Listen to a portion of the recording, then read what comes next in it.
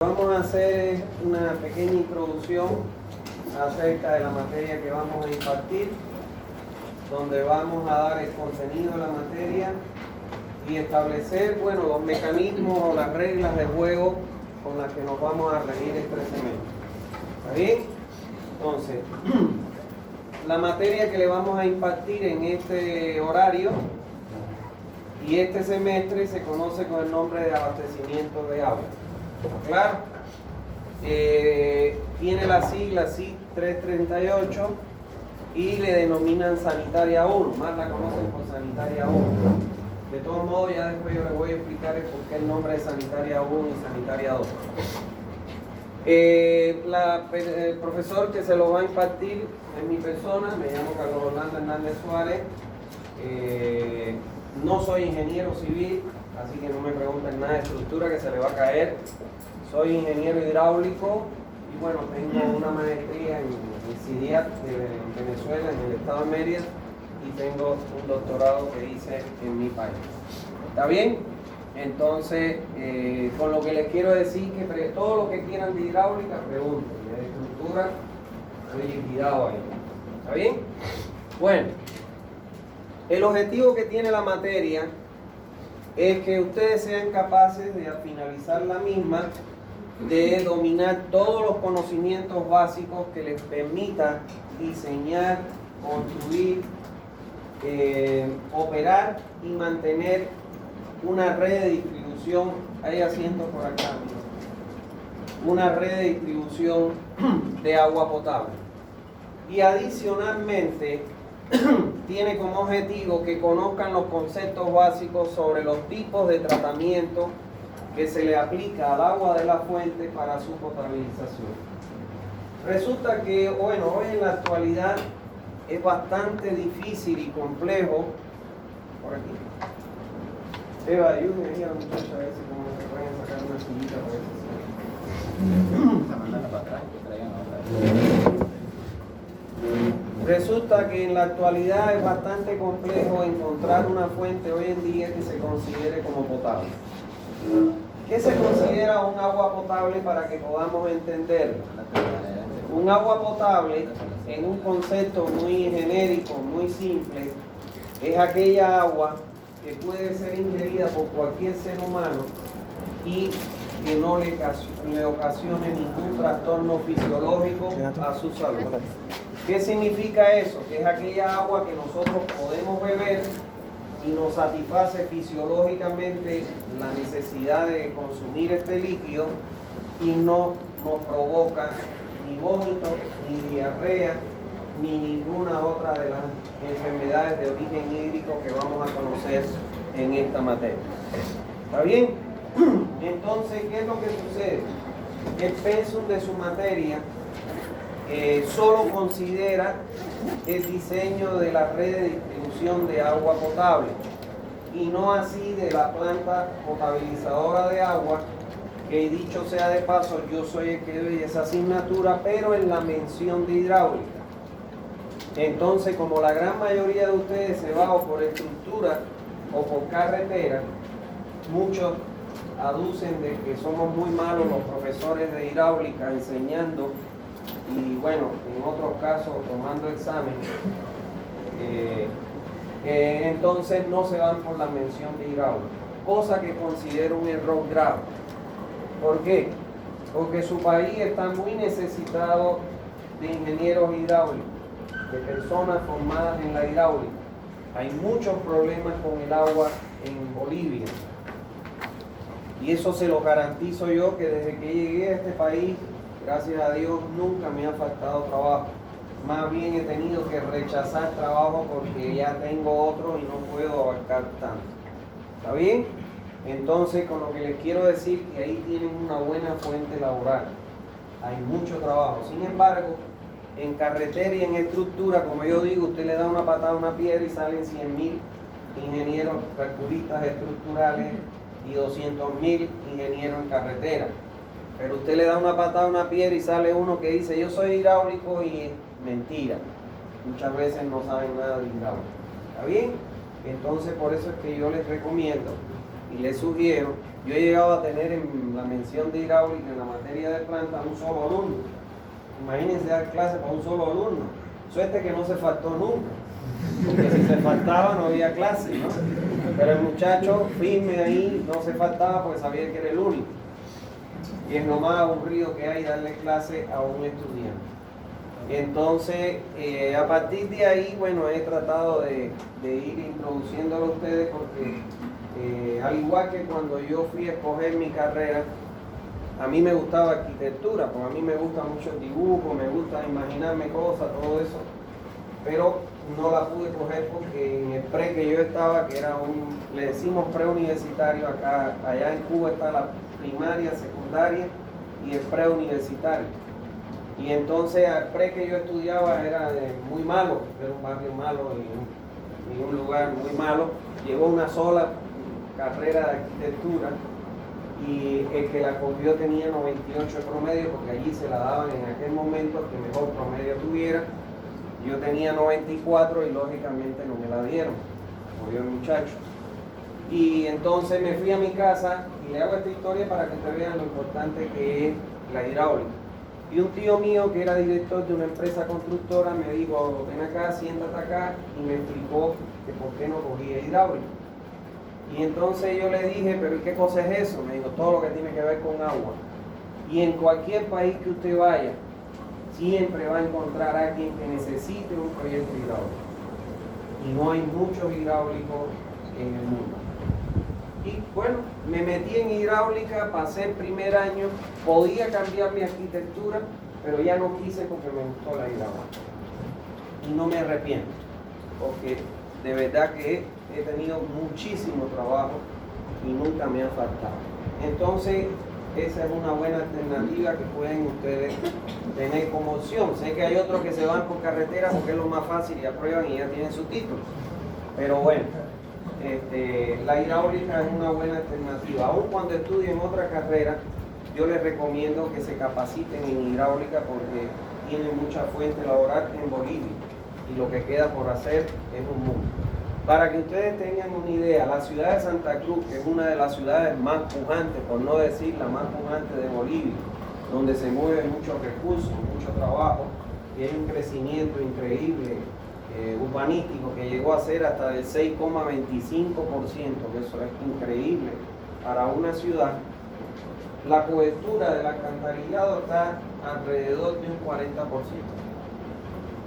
O sea, falta un 60% por construir sistemas de alcantarillado sanitario, que es la materia, bueno, no, de que van a dar en sanitaria 2, para que tengan una idea cuánto trabajo hay. Y en las cooperativas, los problemas que tienen las cooperativas de agua son tremendos. ¿Está claro? ¿Por qué? Porque la gran mayoría creció a dedo.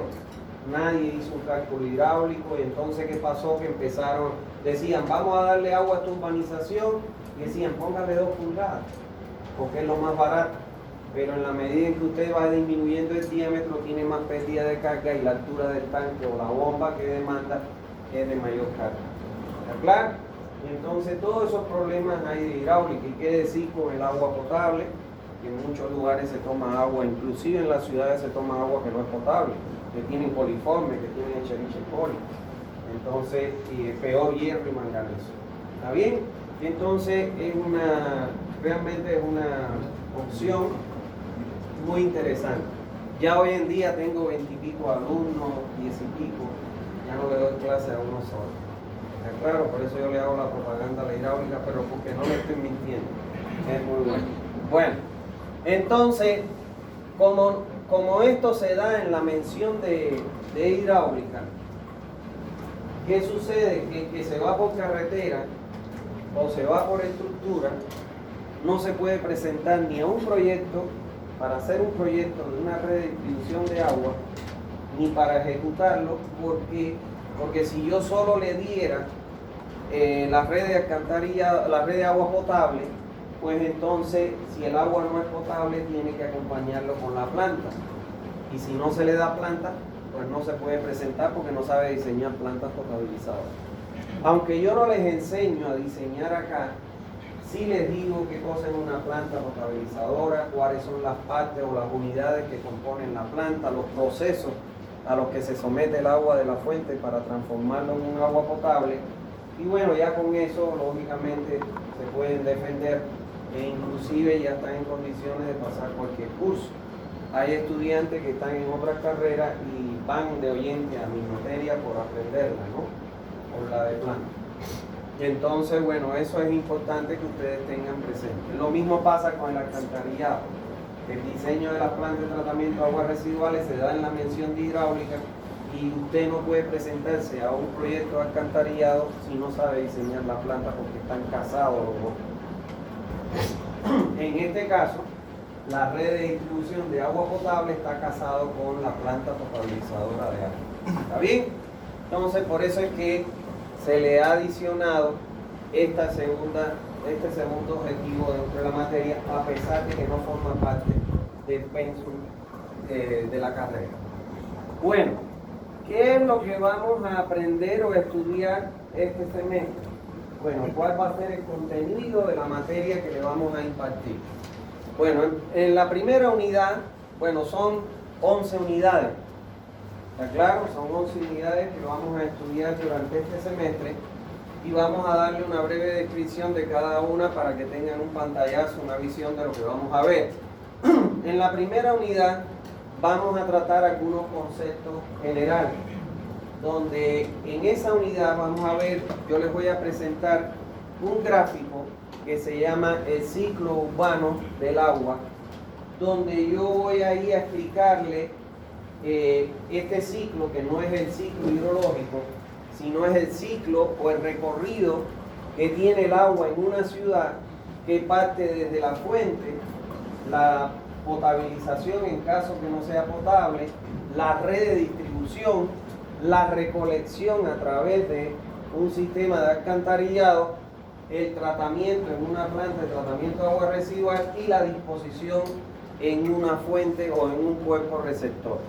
Entonces vamos a ver dentro de este ciclo dónde se enmarca la sanitaria 1, que es la materia que nosotros le vamos a impartir. Además de que vamos a ver no solo eso, sino vamos a ver qué funciones cumplen cada una de las partes componentes de un sistema de distribución de agua potable. O sea, por qué se colocan y qué función cumplen. ¿Está bien? Bueno, en la segunda unidad es una unidad muy importante porque vamos a hablar de la calidad del agua. Ahí vamos a ver el concepto el concepto cualitativo y cuantitativo de agua potable. O sea, van a escucharme todo el tiempo hablando del agua potable. Lo que les expliqué de manera muy simple, el agua potable es aquella que nosotros ingerimos, bebemos, nos satisface la sed y la necesidad de líquido que tiene nuestro organismo sin ocasionarnos ningún trastorno fisiológico a nuestra salud. Cuando nosotros bebemos un agua y nos vamos en diarrea, vómito e inclusive nos puede ocasionar la muerte, entonces esa agua no es potable. Y evidentemente nosotros, que somos los encargados de diseñar y distribuir esa agua, no podemos entregar por nuestro sistema un agua que no sea potable. Cuando el agua de la fuente no es potable, nosotros tenemos que diseñar una planta potabilizadora de agua. ¿Para qué? Para retirar aquellas impurezas que tiene el agua de esa fuente y transformarla en un agua que sea potable. Aquí vamos a ver el concepto descriptivo de qué es un agua potable, o sea, cualitativo, y vamos a ver el concepto cuantitativo de que cuando la norma boliviana considera que el agua es potable, a través de 28 parámetros que se van a ver reflejados en una tabla que nosotros le vamos a dar, de los cuales, para que un agua, según la norma boliviana, se considere potable, tiene que cumplir con los valores admisibles de esos 28 parámetros. Si de los 28 uno no cumple con el valor aceptable, entonces ya el agua no es potable y hay que construir una planta potabilizadora para eliminar las impurezas y convertir ese parámetro en un parámetro del agua potable. ¿Está bien?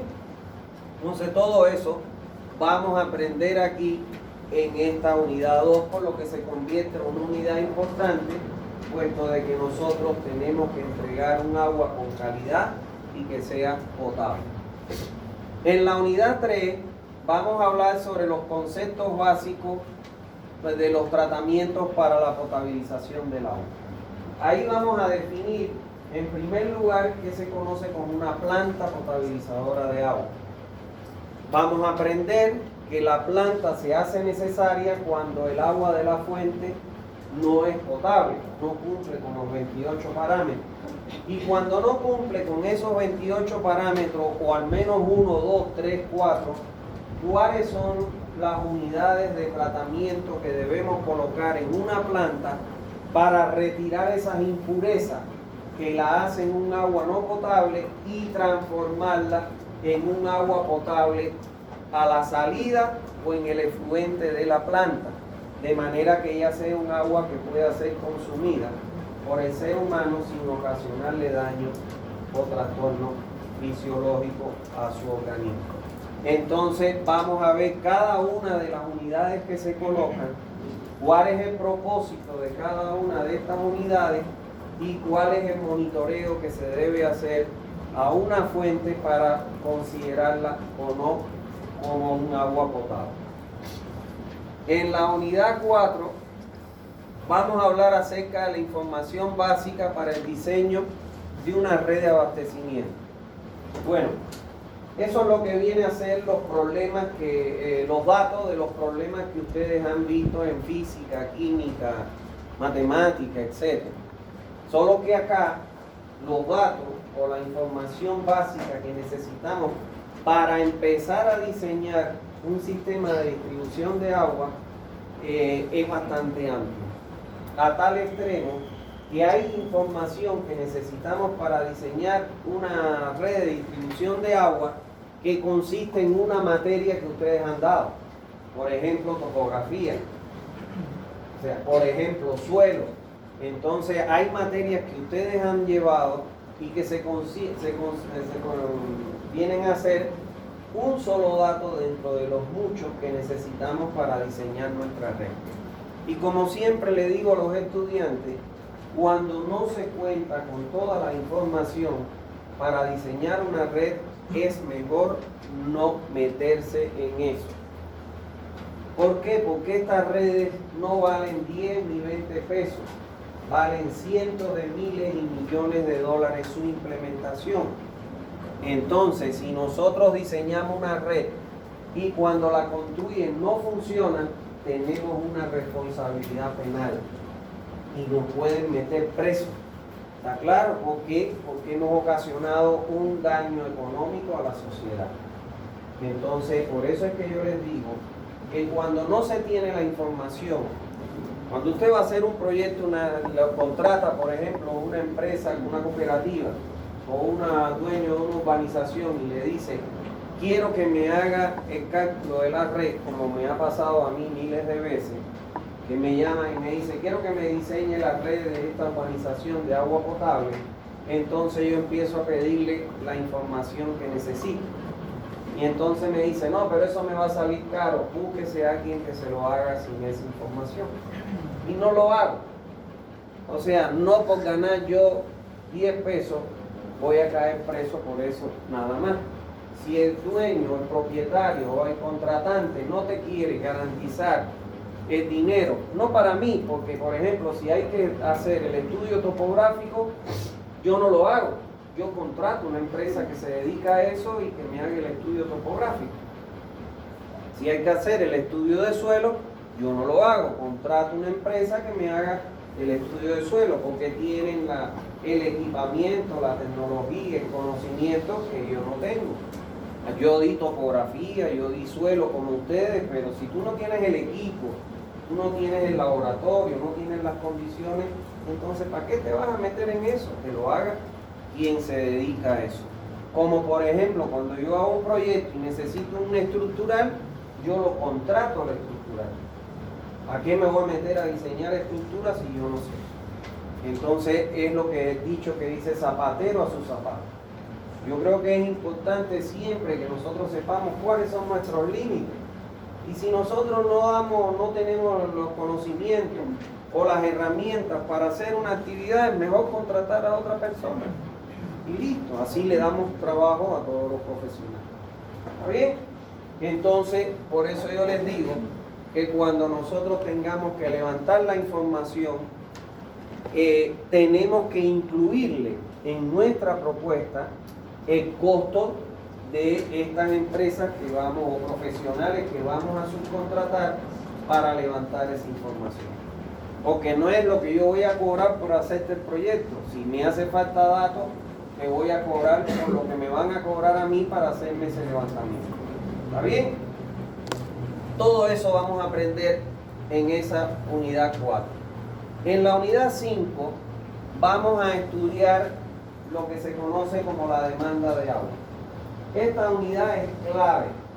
Es clave ¿por qué? Porque aquí en esta unidad 5 nosotros vamos a aprender a calcular el caudal con el cual vamos a dimensionar nuestra planta, nuestra red y cualquier otro componente que requiera nuestro sistema. ¿Está bien? Recuérdense ustedes que todo el cálculo de una instalación hidráulica depende de quién, del caudal. Vamos a ver que este caudal incluye el caudal de origen domiciliar. Vamos a calcular el caudal que necesitamos en los domicilios, en los comercios, en las industrias, en las instituciones, pero además vamos a considerar un caudal de infiltración y un caudal de conexiones erradas, que también se considera. ¿Está claro? Entonces todo eso nosotros vamos a aprender a calcularlo en esta unidad 5, donde vamos a aprender a determinar nuestro caudal, además de un caudal de incendio. ¿Está claro? Que se debe prever. Entonces esta unidad, cuando la terminemos, ya ustedes están en condiciones de calcular el caudal de diseño, que incluye el caudal domiciliar, el caudal comercial, industrial, institucional, más el caudal de incendio. ¿Está claro? Entonces es una unidad fundamental porque el resto del diseño está en función de este caudal. En la unidad 6 vamos a aprender a diseñar los tanques de almacenamiento. Son esos tanques que cuando ustedes pasan por muchas cooperativas ven un tanque elevado que hay. Bueno, acá los tanques elevados que hay son un saludo a la bandera, porque no sirven. O sea, no cumplen la función para la cual fueron diseñados. Pero por unas razones que yo se los voy a explicar más adelante. Pero lo ideal siempre, cuando nosotros diseñamos un sistema de distribución, es que nosotros consideremos un tanque, ya sea un tanque elevado o un tanque superficial. ¿Por qué? Porque ese tanque nos va a permitir, si es elevado, la entrega del agua por gravedad. Y no es lo mismo que yo entregue el agua por bombeo directo a la red que la entregue a través de un tanque.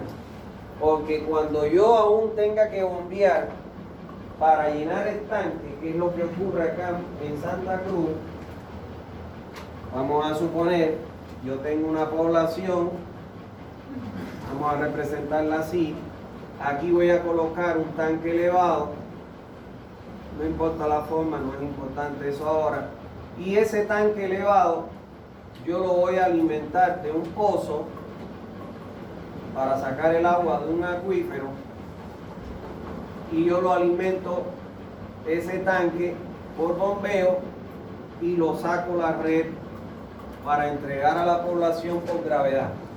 Aun cuando yo tenga que bombear a un tanque, es más barato que si yo tuviera que hacer esto, sacar aquí, venir acá y bombear directo a la red. ¿Por qué? Porque cuando yo coloco un tanque, yo voy a reducir el tiempo de bombeo hasta 8 horas como máximo. Voy a estar bombeando en un día de 24 horas, lo voy a reducir a 1/3 de solo bombeo. ¿Y eso qué me va a implicar? Menos consumo de energía. Recuérdense ustedes que cuando yo bombeo a la red, esa bomba está consumiendo energía y que los horarios en los que se enciende la bomba son los horarios picos en los que hay más consumo de energía. Y las empresas que prestan el servicio eléctrico le ponen un fee a aquellos consumos elevados, con lo cual se te incrementa más el costo. Ahora, si yo bombeara directo, si yo bombeo a nada más que al tanque 8 horas, las otras restantes 16, yo voy a entregar por gravedad y no estoy consumiendo energía y estoy disminuyendo el costo del servicio, el costo de la factura que nos llega a nosotros a la casa para pagar el agua. Si yo no pudiera colocar un tanque, entonces tengo que bombear a la red, y para bombear a la red prácticamente tengo que bombear las 24 horas del día, porque es por bombeo que yo ingreso el agua a la red. Entonces ahí ya el consumo que hace se dispara, el consumo de energía eléctrica. Yo una vez estuve trabajando en Cospail asesorándolos, no trabajé ahí, los asesoraba, iba una vez a la semana, y uno de los problemas grandes que ellos tenían ahí es que el 80% del monto de la factura que se le entregaba al usuario era por consumo de energía.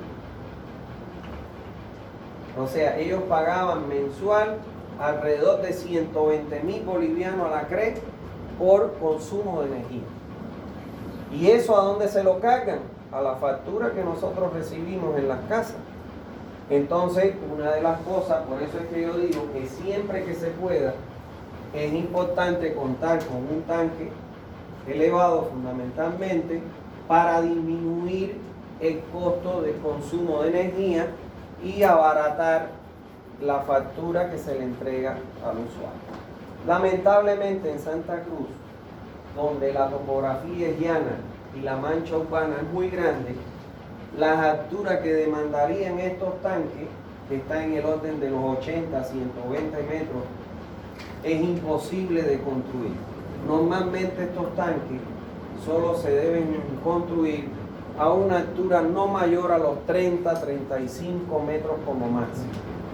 Entonces, donde yo demande una altura de tanque mayor a ese valor, ya no puedo entregar el agua por gravedad, sino que lo tengo que hacer por bombeo directo a la red, que es lo que ocurre en la gran mayoría de las cooperativas.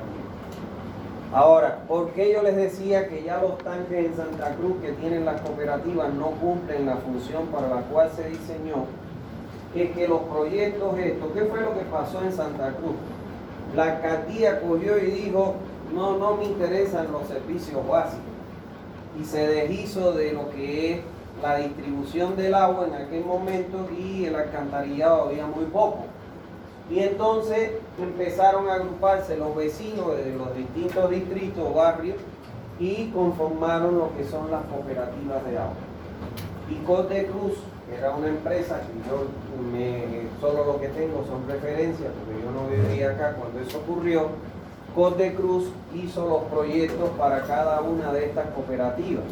Por eso ustedes ven que está Coplan, que es el Plan 3000, Zaguapá, que es la parte central, Cospaí, que es la kilómetro 9 carretera de Cochabamba, y así Copul, todas las cooperativas que hay. Y les hizo un proyecto para un área, el área que ocupaban ellos en ese momento. Error craso que se cometió. Vamos a suponer, este era el centro y pusieron un tanque en Zaguapá que le daba agua al centro. Esto era, por decirte, Plan 3000, y le pusieron un tanque que le daba agua a Plan 3000.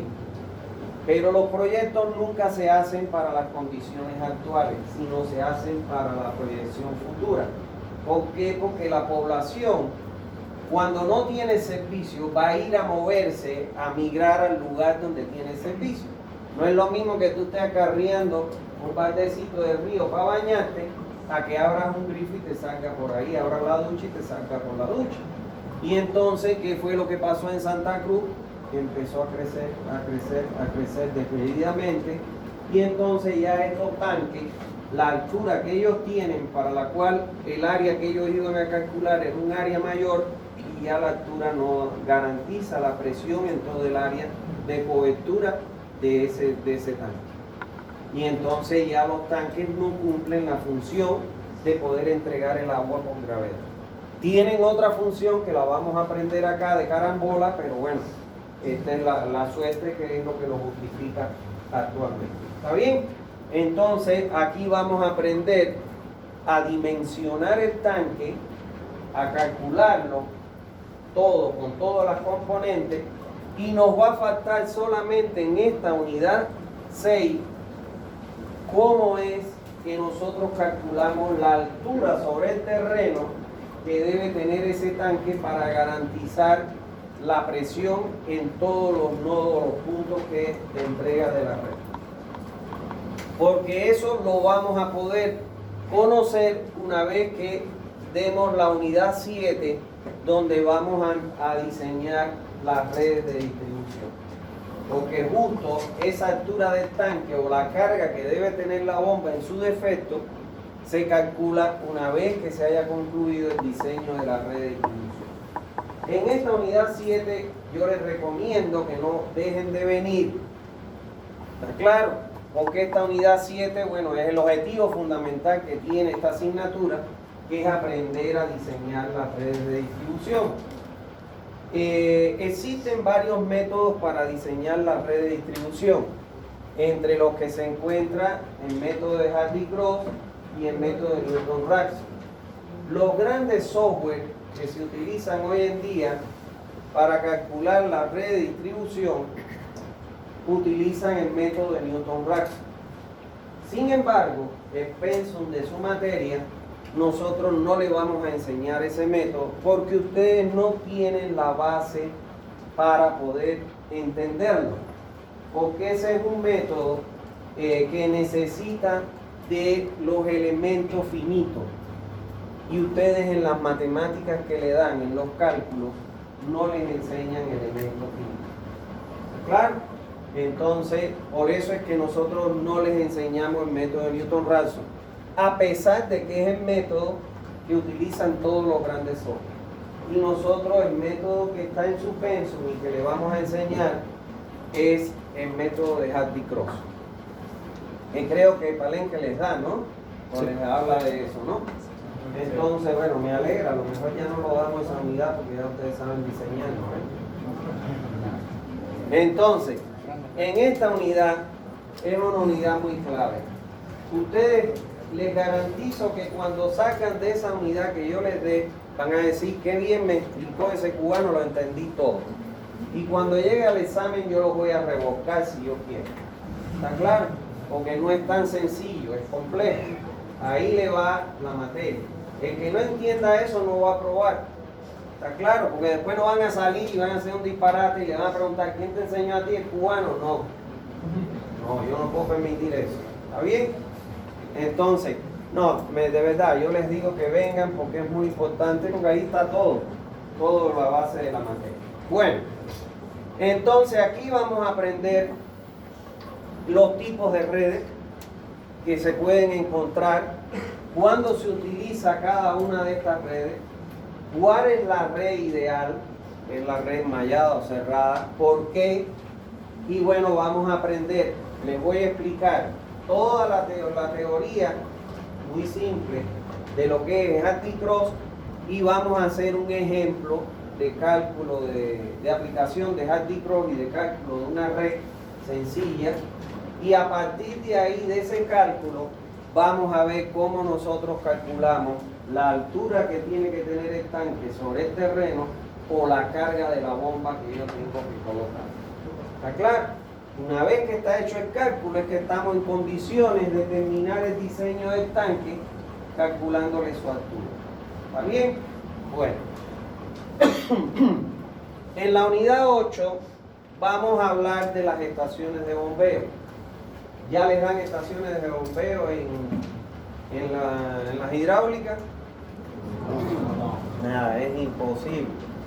Cada vez que hay una reunión yo lo planteo. Porque cuando ustedes llegan a esta asignatura, mire, si usted quiere ser un buen hidráulico, para ser un buen hidráulico usted tiene que tener una buena base de la mecánica de los fluidos, que son las hidráulicas que ustedes le dan. Creo que le dan hidráulica 1, hidráulica 2, ¿no ves? Entonces, cuando yo empecé a estudiar la carrera, la mecánica de los fluidos me la daban en tercer año. El profesor que daba la mecánica de los fluidos en la universidad donde yo estudié en Cuba, evidentemente era el mejor hidráulico del país. Porque están formando hidráulico, pues que los prepara tiene que ser el mejor. Y entonces, recuerdo yo que nosotros allá en Cuba, un aula no se permitía más de 25 alumnos. No se permitía más de 25 alumnos. Éramos 4 grupos de 25, lo que éramos 100. Cuando llegamos a la mecánica de los fluidos, siempre escuchábamos en los primeros años que aprobara mecánica de los fluidos ya se podía considerar un ingeniero. Llegamos 100 y salimos 12.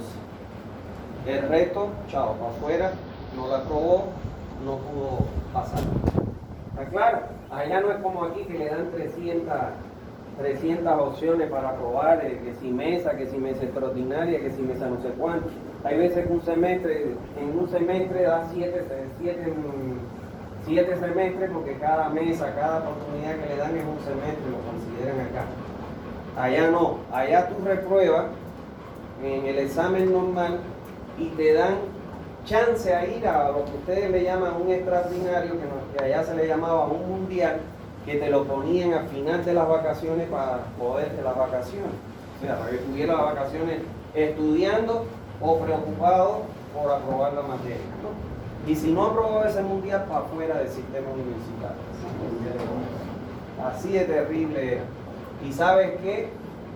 Llegaba el profesor, te ponía los exámenes y se iba. Se iba del aula. ¿Qué me voy a ir del aula yo aquí si estando en el aula me boto un montón? Imagínate tú irme del aula. Allá, el profesor que cogiera un alumno con fraude, para afuera y nunca más entra al sistema universitario. Y el profesor se iba, porque ¿qué le iba a decir yo a él? Popa, dime esta pregunta. Él me iba a decir, ¿estás loco? ¿Qué te pasa? Me van a votar a mí, ¿me entiendes? Entonces, por eso es que yo soy tan estricto con el problema del fraude, porque me crié y me formé en una sociedad de esa manera. ¿Está claro? Entonces, ¿qué les quiero decir? La base de las hidráulicas es fundamental. En cada reunión que hemos tenido en la carrera, en la formación del nuevo pensum de la carrera que van a implementar, todo eso, siempre le he planteado eso a jefe de carrera y a los docentes. El estudiante que llega acá a esta materia, después que ustedes salen de las dos hidráulicas, el resto de las materias, que es la mecánica de los fluidos, el resto de las materias son aplicaciones de lo que aprendieron ahí. Por ejemplo, esta materia es una aplicación del flujo en conducciones a presión que ustedes aprendieron. ¿Me entiendes? Entonces, yo no puedo enseñarte flujo a presión sin indicarte cómo yo logro la presión en el interior de la tubería. O sea, para que ustedes me puedan entender a mí, porque de repente yo soy un estúpido de otro planeta, ¿no? Que no entiendo. Pero ¿cómo yo te puedo hablar de que el flujo está a presión en una tubería y cómo yo no te voy a decir cómo llega a ese flujo a trabajar a presión en esa tubería? Porque tú colocas una bomba, una estación de bombeo y garantizas eso. Entonces, en el pensum de su materia, en una de las hidráulicas, no sé cuál es, está que le den estaciones de bombeo. Y cuando lleguen a mí, el conocimiento que ustedes tienen de las estaciones de bombeo, yo ya solo lo aplico a la distribución del agua. Entonces, yo he tenido que hacer esta unidad donde no les enseño todo por estaciones de bombeo, porque eso no se da en una unidad solo, pero les trato de dar los conceptos de lo que son las estaciones de bombeo, todas esas cosas, para podérselo aplicar a la materia. Entonces, bueno, esta unidad yo les recomiendo que vengan. ¿Por qué? Porque en Santa Cruz casi todo es por bombeo. Estos edificios utilizan bombeo. ¿Por qué? Porque normalmente la presión en Santa Cruz no da más que para una tercera planta. Todos los edificios de más de 3 plantas hay que colocar un sistema de distribución de agua indirecto, cisterna, tanque elevado y entrega por gravedad. Y para elevar el agua de la cisterna al tanque, bombeo. En las industrias, bombeo. En las redes de distribución, si van a trabajar en las cooperativas, todo es bombeo. Entonces es un elemento que ustedes tienen que dominar si quieren ser competitivos en el MEA. Entonces aquí vamos a aprender todo lo relacionado con las estaciones de bombeo y aplicado directamente a los sistemas de distribución que le competen a esta asignatura.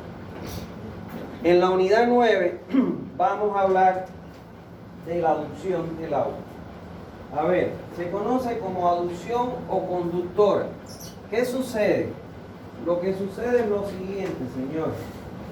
Normalmente, donde usted encuentra la fuente, está normalmente alejado de donde se va a consumir.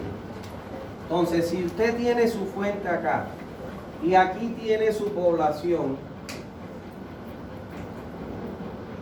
entonces yo me pregunto, muchas veces son kilómetros y cientos de kilómetros, ¿cómo yo llevo el agua de la fuente hasta el núcleo poblacional que la va a consumir?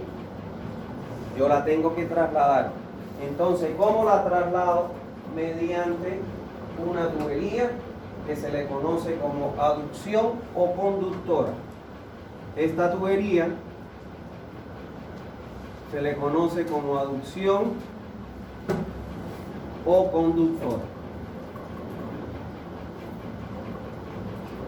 que es la tubería encargada de llevar el agua desde la fuente hasta el núcleo poblacional que la va a consumir. Le pongo los dos nombres porque, bueno, aquí le llaman aducción, pero si ustedes se van, lo pueden encontrar también como conductor. Entonces vamos a aprender aquí todos los requisitos que debemos tener en cuenta en esta tubería de aducción o conductor, que es muy importante. ¿Por qué? Porque fíjense ustedes que es la encargada de llevar el agua, la totalidad del agua que se va a consumir por la población. Una rotura de esta tubería, ¿qué significa? Que toda la población se queda sin agua. Entonces, por eso es que hay requisitos específicos que tenemos que cumplir para minimizar que eso ocurra, de que haya una rotura o que haya un problema en la aducción que pueda afectar el consumo de agua de la población. Todo eso lo vamos a estudiar en la unidad 9. Vamos a ver que las aducciones pueden ser a través de tuberías que son de grandes diámetros, que puede ser a través de túneles, como es el caso, por ejemplo, en Cochabamba, que se saca el agua de la presa y se lleva a la ciudad y parte de ello recorre túneles, o puede ser a través de canales. Cuando sea a través de canales, los canales tienen que ser cubiertos, porque esta agua de la fuente aquí se coloca la planta potabilizadora. Y ya en la aducción, en el recorrido, no puede estar a cielo abierto, tiene que ser una conducción cerrada, porque si no se me vuelve a contaminar esa agua que ya ha sido tratada. ¿Está claro? Entonces vamos a aprender todas esas cosas relacionadas con la aducción. En la unidad 10 vamos a ver una metodología de diseño de la red de distribución. En la medida en que yo voy avanzando en unidades, cuando yo le doy, por ejemplo, el tanque de almacenamiento, yo le doy una metodología para diseñar los tanques. Cuando doy las redes de distribución, le doy una metodología para diseñar la red de distribución. Cuando le doy estaciones de bombeo, una metodología, y así sucesivamente.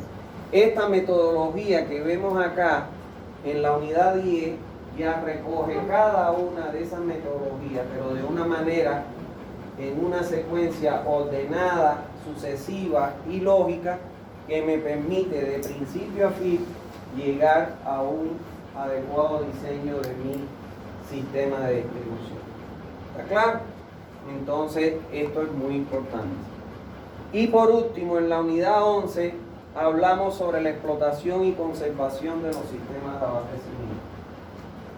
Ese es un problema generalizado, no solo en Bolivia, sino en el mundo entero, y acá se acrecenta, de que construimos y nos olvidamos, y solo nos acordamos cuando empiezan los problemas. ¿Está claro? Sin embargo, estos sistemas, por el costo de implementación que tienen, que no es nada económico, nosotros tenemos que conservarlo y darle el mantenimiento adecuado. ¿Por qué? Porque cuando uno diseña un sistema de distribución, uno lo diseña para un periodo de diseño que te fija la norma, que no es para la condición actual, sino para futuro, proyectado a futuro. ¿En qué tiempo? Eso te lo fija la norma y vamos a aprender acá. A partir de mi población actual y del lugar o la región en que me encuentre, yo puedo ingresar en una norma y determinar ese periodo de diseño. Entonces, ese periodo de diseño generalmente puede ser de 15, 20 hasta 30 años. Entonces, ¿qué sucede? Que esta red que yo voy a construir tiene que ser capaz de entregar agua no solo los 30 años a toda la población, sino después de los 30 años seguir sirviendo la población para la cual fue diseñada. Pero ¿cómo vamos a lograr eso si no nos ocupamos de darle mantenimiento? Que si hay un salidero, pues cambiar, arreglarlo, que se deterioró una tubería, cambiarla, que se cumplió con la vida útil de un accesorio, cambiarlo.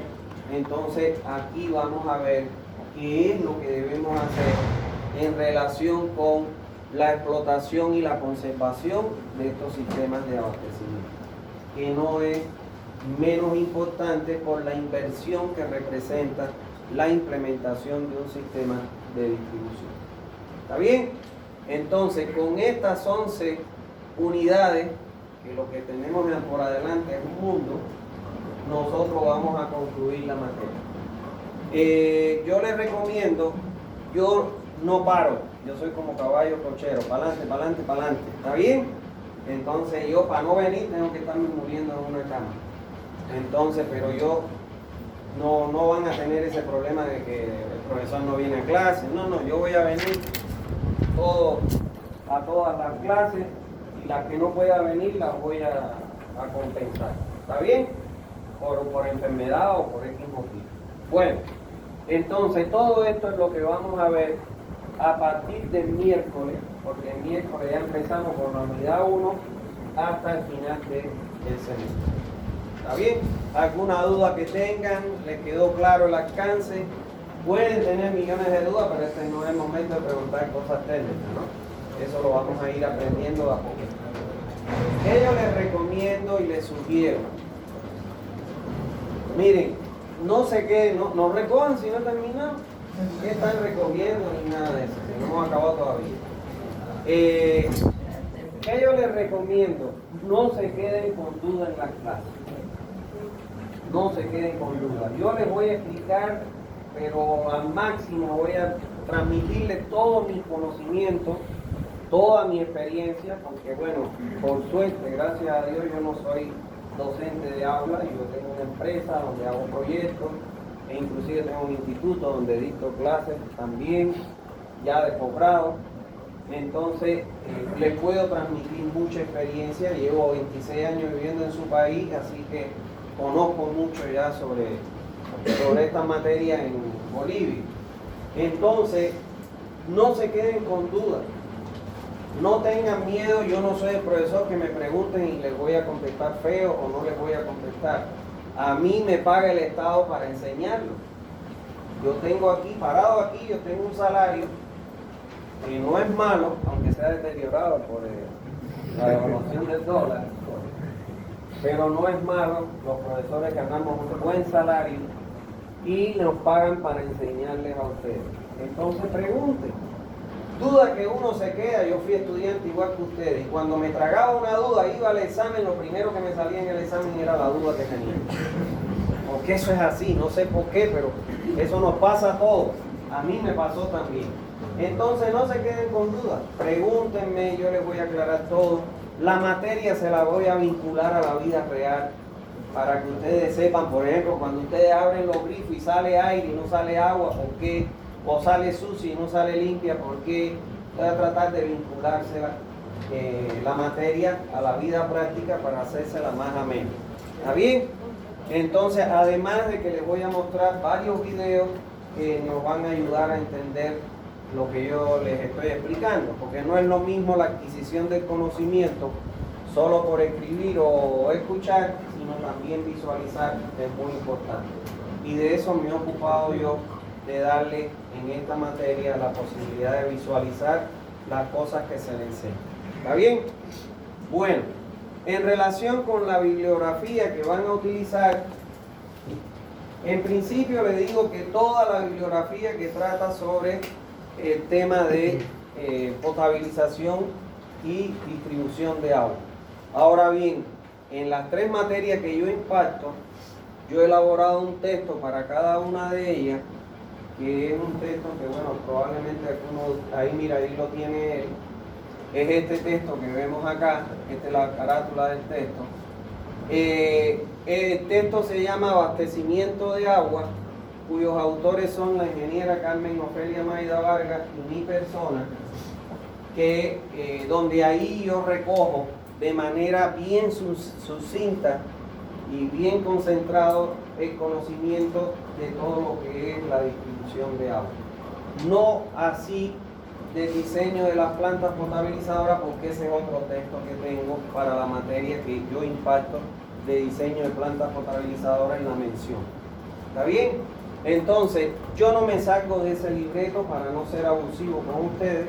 Todo lo que yo les pregunto en los exámenes está recogido en ese texto que ustedes ven ahí. El problema es estudiarlo y entenderlo. ¿Está claro? Yo no repruebo a nadie, yo no apruebo a nadie, ustedes son los que se aprueban o se reprueban. Porque siempre dicen, pucha, el cubano, yo sé que dicen mucho eso, pero el cubano no lo reprueba, quienes lo reprueban son ustedes. Yo no le cojo mala voluntad a un estudiante, le hago la vida un asco, para que ustedes tengan una idea. Cuando yo califico, digo la pregunta 1 y califico, yo no me fijo nombre. La 2 califico, la 3 califico, y ya cuando termino sumo, este es su nota. Y cuando meto la nota es que me doy cuenta a quién califiqué, porque tengo que buscar el nombre que coincida con el examen. O sea, yo no estoy ahí atrás del daño, hacerle daño a nadie. No, yo no vivo de eso. Me cuido el hígado como loco. ¿Está bien? Bueno. Entonces, este es el libro. El libro ya va por su 6ª edición. ¿Por qué? Porque, bueno, siempre le voy incrementando cosas nuevas, novedosas. Pero por sobre todo esta última edición me vi obligado a cambiarla porque la norma que se publicó, que se hizo en el 2011, se publicó en el 2023 y entonces la norma cambió toda una serie de parámetros. Por ejemplo, antes la presión era 12 metros de columna de agua para la ciudad de Santa Cruz, ahora es 13 metros. Y entonces así fue cambiando la norma que actualmente está en vigencia en Bolivia. Este libro ya está basado en la nueva norma. ¿Está claro? Cada vez que sale una norma tengo que renovar actualizar el libro. ¿Está bien? Entonces, pero está actualizado a la norma actual, en vigencia. El libro, desde que lo hice, ha tenido el mismo costo. Tiene un costo de 40 bolivianos desde que lo hice hasta ahora. ¿Está bien? No está afectado por el diésel, no está afectado por el cambio de divisa, todavía, ¿no? No sé la otra, cuando vaya a hacer otra edición, a lo mejor ahí ya me pasan la cuenta las editoriales. ¿Está bien? Bueno, el libro, perdón, para terminar, el libro lo van a poder adquirir en mi empresa. Yo les voy a subir al grupo donde queda mi empresa. ¿Está claro? Es por el zoológico, que está detrás de la Defensoría de la Niñez. ¿Está bien? Ahí yo doy cursos también y van casi, está llenito ahora, porque estoy dando un curso de diseño de instalaciones hidráulicas y sanitarias para edificios y está llenito de alumnos. Hay algunos alumnos que están en el curso. Creo que tú estás en el curso, ¿no? No, es la otra muchacha que estaba en sanidad. Y hay ingenieros ya graduados que me conocen y van al curso porque les gusta, porque aprenden, ¿no? Entonces, eso está por ahí, por la detrás de la Defensoría de la Niñez. ¿Qué va a pasar? Que no lo van a poder adquirir hasta después del 30, porque la muchacha que es la secretaria ha acabado de dar a luz, desembarazó, parió. ¿Está bien? Para que lo entiendan, no sé cómo le dicen acá. bueno, recién desembarazó, creo que dicen ustedes ese término. En Cuba dicen parió, así como los animales. Entonces, desembarazó y justo antes de ayer cumplió un mes de nacido el niño, se le dan 45 días postparto y cumple el día 30. O sea que ya primero se puede incorporar y pueden ir a comprar. ¿Está bien? Si quieren ir a comprarlo, me pueden escribir a ver si yo estoy ahí para que puedan ir y comprar el libro. Pero me escriben, no se lancen ahí porque probablemente no esté, porque estoy haciendo un proyecto en Portachuelo de una chanchería y más paro allá que acá. ¿Está bien? Entonces, eso. El sistema de evaluación que vamos a aplicar este semestre. Bueno, en primer lugar están las evaluaciones en clase.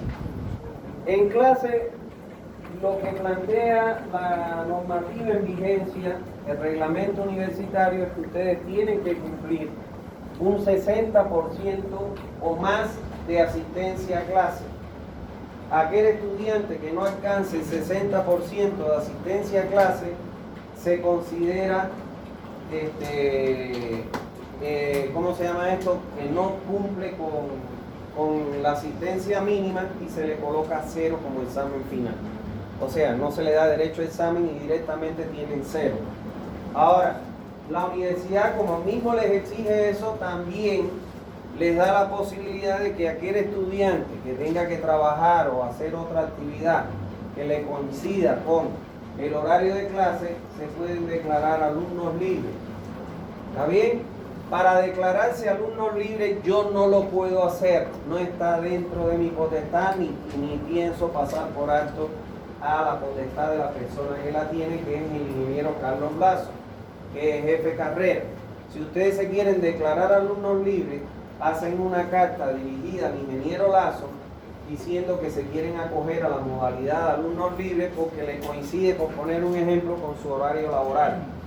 Y entonces le adjuntan un certificado de trabajo y él les va a poner un proveído que va a decir, doctor Hernández, tomar en cuenta.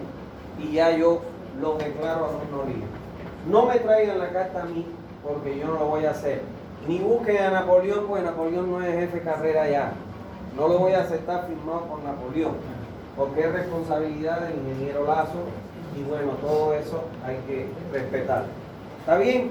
Les recomiendo no pasen de 15 días a 20 días máximo porque después Lazo no se lo firma. Porque ya cuando van a afinar que ya no les da y van a que él le firme, le dice que no, que eso era al principio. ¿Está bien? Fíjense que les estoy hablando clarito.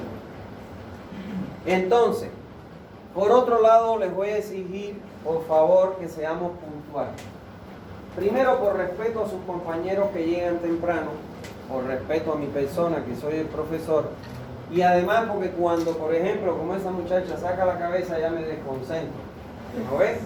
Cuando ya yo veo a alguien asomado ahí, ya me quito, se me va lo que estoy en la mente, me despisto y entonces eso afecta el buen desenvolvimiento de la clase.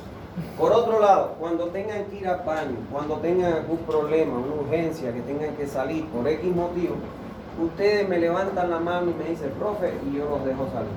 Pero no se levanten y se vayan, porque no, después les voy a pasar la cuenta. ¿Está bien? Por respeto. ¿Está bien? Me piden permiso, yo no me opongo a que se orinen ahí en el aula. Pero si quieren ir al baño, ustedes me dicen, quiero ir al baño, y yo los dejo salir. O tienen algún problema, todos podemos tener en cualquier momento, cualquier emergencia, y lógicamente no hay problema en eso. Por ese lado no. Lo que no me gusta es que me ingresen, o peor, que se vayan sin decirme nada. ¿Está bien? Que se vayan sin decirme nada. Ustedes me dicen, profe, tengo que irme, y yo los dejo. ¿Está claro? Entonces, otra cosa que les quiero hablar es el respeto alumno-profesor. Cuando tengamos que reírnos, nos reímos, no hay problema. Cuando tengamos que hacer un chiste, lo hacemos. Pero cuando yo esté explicándole la materia, yo lo único que les pido a ustedes es que atiendan, que no conversen, que no se distraigan. Traten de aprovechar el tiempo, señores. Traten de aprovechar el tiempo. Mira, yo estoy dando un curso de instalaciones hidráulicas y sanitarias que tiene 4 módulos. Voy a dar el cuarto, donde les voy a enseñar a diseñar todo lo que son los sistemas de tratamiento individual en edificios. Cuando no hay red alcantarillado, y cada módulo cuesta 400 pesos. A ustedes yo les digo que se lo den con un 20% menos en 360. Pero para que ustedes vean que después tenerme a mí frente para que yo les enseñe les va a costar. Entonces aprovechen ahora que no les cuesta mucho y aprendan que de verdad que esto les va a dar la vida futura. Si ustedes están aquí es porque esto es lo que han escogido ustedes para el resto de su vida. ¿Está claro? Entonces, y la situación en la calle está malísima. Está mala, muy mala.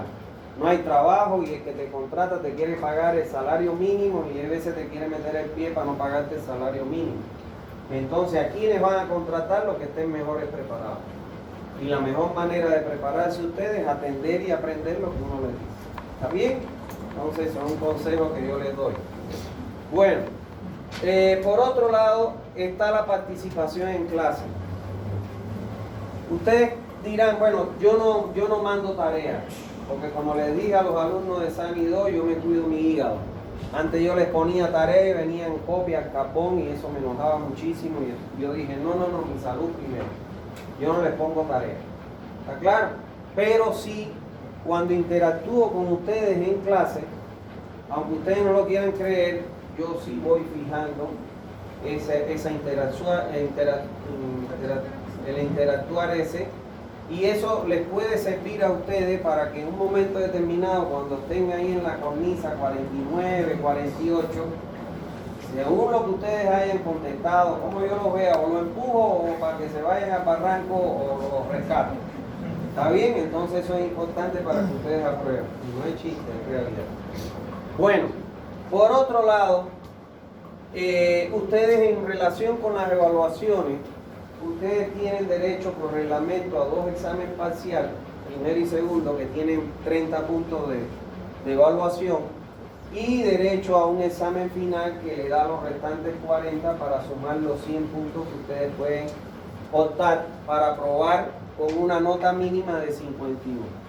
¿Está claro? En el caso mío, por la compra del texto, si quieren no lo tienen que comprar, pueden sacarle fotocopia, eso a mí no me importa. Pero el que me compre el texto a mí, por la honestidad, yo les doy 5 puntos. Adicional, o sea que partirían de 105 para sacar 51. Créanme que es salvavidas de mucho. ¿Está bien? Entonces, eso es una cosa que es importante. No es obligatorio, yo no los obligo. Ni me van a comprar 2 libros porque les voy a dar 10 ni 3 por 15. ¿Está bien? Esto no se negocia. Entonces, lo que yo les recomiendo es que no se hagan firmar el libro hasta tanto estén convencidos de que aprobaron la materia. Porque una vez que yo les firmo el libro este semestre, el otro, si está firmado, no se lo voy a reconocer. Entonces, cuando ya lleguen al examen final, que ya ustedes dijeron, aprobé mi materia, voy a subir un poquito la nota, denme los 5 puntos y yo se los firmo. ¿Está bien? Eso es. Entonces, otra cosa que es importante, aquel estudiante que me saca muy buenas notas en los 2 primeros parciales, yo le convalido al final.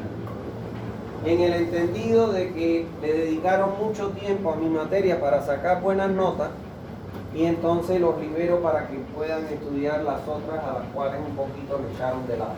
¿Está bien? Eso yo lo hago, tengan con toda certeza, bajo una nota mínima, una sumatoria mínima, ¿no? Que yo analizo según el semestre que es muy malo y entonces, bueno, tomo un valor como referencia. Hay semestres que son muy buenos y tomo otro valor como referencia. ¿Está bien? ¿Alguna duda hasta ahí? No hay duda. Bueno, vamos a ver dos videitos donde vamos a un poco para que tengamos una introducción a la materia que vamos a impartir. Disfruten. El agua es el líquido dinámico que se abastece por un año.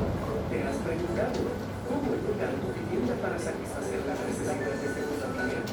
El regalo de la transparencia de la naturaleza proviene de manantiales, ríos, lagos y pozos subterráneos.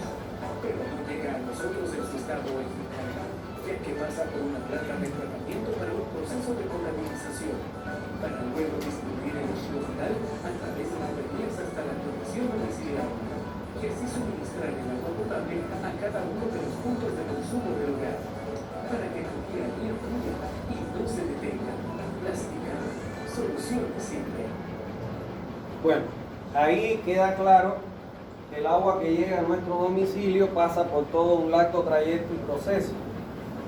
Que ya les digo, en fuentes superficiales yo soy capaz de afirmar que el 100%, o si para no ser tan categórico digo el 99,999% está contaminado. Es muy difícil una fuente superficial, entiéndase como una fuente superficial, un río, un lago, una laguna, un embalse que está en contacto con la atmósfera y la superficie del terreno. Es muy difícil que sea potable y demanda del diseño y la construcción de una planta potabilizadora. Y en fuentes subterráneas, hoy en día, por la forma indiscriminada en que se vierten los líquidos residuales, también está contaminado. Ya les voy a hablar del acuífero de Santa Cruz y van a ver cómo se ha ido contaminando poco a poco este acuífero. ¿Está bien? Entonces, eso es importante que ustedes sepan cómo les llegue el agua a la casa. Ahora bien, vean este otro video que es lo del tratamiento, la potabilización. Los recursos disponibles y renovar los recursos. Esta es nuestra misión, Veolia. Cada día producimos agua potable para el abastecimiento de la población y garantizamos el suministro a largo plazo. Nuestras tecnologías de tratamiento de agua se diseñan según las necesidades, cumplen con las normas de salud pública, llevan el agua allí donde se necesita y protegen el medio ambiente. Así es como lo hacemos. Captamos el agua del medio natural, un río o un lago, por ejemplo. También se puede captar aguas subterráneas. Para proteger estos recursos a largo plazo, medimos y monitorizamos la disponibilidad de agua, su calidad y los volúmenes que se extraen. Una rejilla en el punto de captación impide el paso a los objetos más grandes. A continuación, el agua se bombea hasta la planta de tratamiento. En primer lugar, se eliminan las materias en suspensión mediante el uso de unas rejillas equipadas con rastrillos y se añade un coagulante al agua que hace que el polvo, las partículas y otros residuos en suspensión comiencen a formar flóculos. Por el efecto de la gravedad, estos flóculos se depositan en el fondo del decantador y a continuación se eliminan. El agua decantada sale por la parte superior del proceso a través de unos canales. La filtración es la siguiente etapa clave de esta primera fase. Una o varias capas de arena retienen las materias más finas. En algunos casos se puede usar sistemas de filtración por carbón activo o membranas. A continuación se desinfecta el agua con ozono, un gas que inactiva virus y bacterias. Esta desinfección también se puede hacer con cloro o luz ultravioleta. Finalmente añadimos al agua una gota de cloro por cada volumen equivalente a 5 bañeras de agua para prevenir el desarrollo de microorganismos en la red de distribución. Para controlar y ajustar la calidad del agua empleamos sensores y realizamos análisis en cada etapa del tratamiento. Ahora el agua es potable, es decir, tiene una calidad requerida para el consumo humano y puede ser almacenada como paso previo a su distribución final a los consumidores.